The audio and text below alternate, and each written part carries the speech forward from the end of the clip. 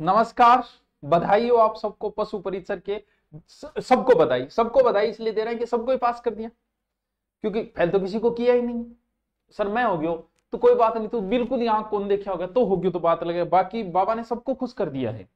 अब जब सबको ही खुश करना था तो क्यों माहौल बना रहे थे? आज रिजल्ट आ रहा है, कल आ रहा है, सीधे ही बोल देते कि सब पास है।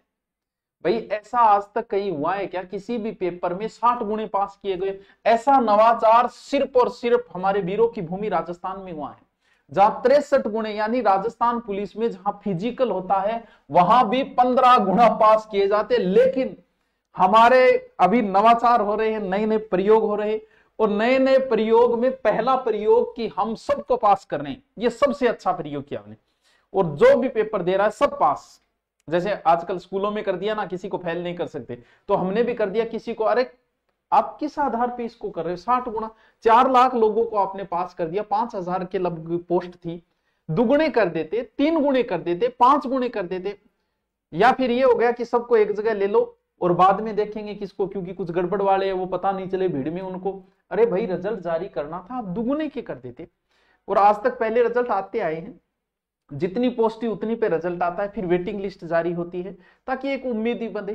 तो यहां आपने 4-4 लाख को पास कर दिया, किस आधार पे? कि ये हो गया कि भाई मैं बूढ़ो आदि हूं, मैं किन्हीं नाराज कौन करना चाहूं, और थे साहब पास हो तो थोड़ी देर बाद में होंगे नाराज, तो फिर तो दुगने कर देते। 3 हमें कृपया बताने की कोशिश करें, हमें बताए ताकि हमें भी पता चले कि आपने इतने लोगों को क्यों पास किया है। 60 गुना आज तक कभी ऐसा हुआ ही नहीं है कहीं कि इतने गुने लोगों को कभी पास किया गया हो। दूसरा नवाचार, नॉर्मलाइजेशन के नाम पे आप कर क्या रहे हो? नॉर्मलाइजेशन का मतलब यह हुआ कि जो पेपर टफ आया उसमें नंबर बढ़ाए जाते हैं, और जो पेपर इजी आता है उसमें फिर घटाए जाते हैं। लेकिन ये पता आपको बाद में क्यों चलता है कि ये पेपर इजी था, ये टफ था? पहले ही पेपर बराबर बना देते भाई, बाद में आपको पता चल जाता है। नॉर्मलाइजेशन के नाम पे शोषण हो रहा है। ऐसा ना हो कि जो बिहार में आंदोलन हुए वो राजस्थान में हो। इसे क्यों? क्योंकि आपने ऐसा किया है। पहला पारी का जो पेपर है वो तो आप क्या बता रहे हो, पहले पारी का पेपर, और आप इजी बता रहे हो, और इजी बता के इसके नंबर जो है घटा रहे हो। और छठी पारी का आप टफ बता रहे हो, और टफ बता के इसके नंबर बढ़ा रहे हो, और वो भी कितने, 25 से 30 नंबर। और आपको पता है कि आपने पेपर देखा है क्या, लास्ट पारी तक टोटल पेपर में से 10 से 15 क्वेश्चन आपने रिपीट किए।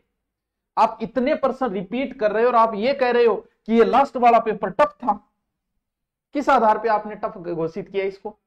पहला पेपर बच्चे को पता है, जबकि पहले पेपर के बाद हमने बता दिया था कि बच्चों ये पढ़ लेना, ये पढ़ लेना, ये पढ़ लेना, ये प्रश्न आ रहे हैं, और हर पेपर में आप 5 से 10 क्वेश्चन रिपीट करते जा रहे थे। और आप बोल रहे हो कि लास्ट वाला पेपर जो है वो टफ था इसलिए हम नंबर बढ़ा रहे हैं, और ये इजी था इसलिए हम घटा रहे हैं। तो ऐसा न हो कि युवाओं के बीच में किसी प्रकार का आंदोलन खड़ा हो। आपने या तो, आपको जब पता है कि पेपर टफ है पहले दिन ही कर लिया करो, जब पेपर बनाते हो तब भी कह दिया करो भाई पेपर बराबर बनाइयो रे, टफ इजी ना बना दियो पेपर। बाद में आपको पता चल जाता है कि ये पेपर टफ था इसलिए इसको ये करो ये करो। अरे लास्ट पारी में पर्सन रिपीट कर रहे हो आप, और लास्ट पारी को आप टफ बता के उसके नंबर बढ़ा रहे हो, वो भी कोई 2-4 नंबर बढ़ जाए, 25 से 30 नंबर। तो नॉर्मलाइजेशन के नाम पे तो एक एक्स्ट्रा बच्चों पे प्रेशर डाल के आप बच्चों को परेशान कर रहे हो नॉर्मलाइजेशन के नाम पे। तो हमें बताएं कि आपने किस आधार पे इसको टफ माना है। क्या आपके प्रश्न रिपीट नहीं हुए छठी पारी में? आपके प्रश्न रिपीट हुए हैं।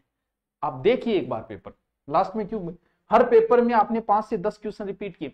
पहली पारी वाले को तो पता ही नहीं होता क्या होगा, कौन से प्रश्न ज्यादा आ रहे हैं, कौन से ज्योग्राफी के आ रहे हैं कि हिस्ट्री के आ रहे हैं, किसके ज्यादा आ रहे हैं। लास्ट तक तो सब पता चल गया था। अभी करंट में इतने 2 साल पुराना करंट पूछ रहे हैं, इसमें ये पूछ रहे हैं, ज्योग्राफी के ये पूछ रहे हैं, वैसा ही पैटर्न रखा आपने। तो कैसे कह रहे हो कि आप लास्ट वाला पेपर आपका टफ था इसलिए हम 25 से 30 नंबर? तो नॉर्मलाइजेशन के नाम पे बड़ा ही गलत हो रहा है। नॉर्मलाइजेशन हो सकता है गलत नहीं होगा, लेकिन यहां जो लगाया जा रहा है वो पूर्णतः गलत लगाया जा रहा है। ये तो कोई पद्धति नहीं कि लास्ट वाला पेपर में हम इतने बढ़ा देंगे। लास्ट वाला पेपर हम टफ तो पहले ही नॉर्मल बराबर बना लिया करो। और 60-60 गुना आप पास कर रहे हो, इसका भी थोड़ा सा बताएं कि किस आधार पे आप कर रहे हो। दुगुने को खुश कर दो यार, 3 गुना का खुश कर दो, 15 गुना को कर दो।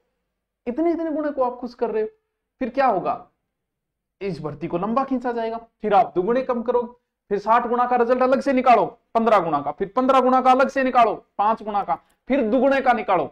क्या बात है, मजा आ जाएगा भाई साहब, पूरा का पूरा कार्यकाल निकल जाएगा ऐसा करके, सब खुश।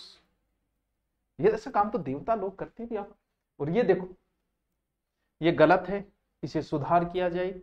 और हम चाहते हैं कि बेरोजगार अध्यक्ष जो भी आगे आ रहे हैं उनसे निवेदन है, हम आपके साथ हैं।